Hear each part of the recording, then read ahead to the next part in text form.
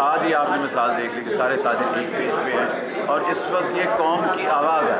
आवाम चाहती है, आवाम बिजली का बिल अफोर्ड नहीं कर सकती।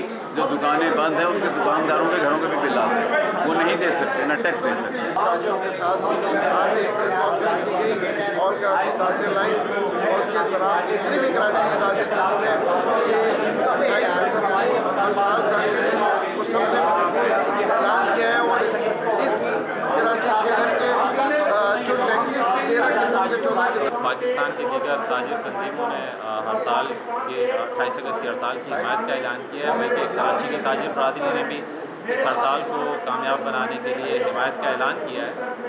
अब ये जबर और जुल्म का निज़ाम मज़ीद नहीं चल सकता, क्योंकि जो टैक्सेस हैं गैर ज़रूरी, अब उसका बोझ ताजिर बरादरी बर्दाश्त नहीं कर सकती। ना ही इस महंगाई में जो आवाम है वो बिजली के बिलों में ज़ायद टैक्सेस को बर्दाश्त कर सकती है। और IPPs के जो फ़ायदे हैं गैर ज़रूरी है और उसके बाद है ना पूरी मार्केट का मैं पूरे 8,000 दुकानों का सदर हूँ और 25 साल से हूँ अल्हम्दुलिल्लाह। एक दुकान बंद होगी अल्लाह के हुक्म से, एक बात। और दूसरी बात ये हमारी अपनी अपनी सेंटरों की यूनियन है जो मेरे मातहत है और इंशाअल्लाह अल्लाह के हुक्म से पूरा कराची पूरा पाकिस्तान बंद होगा।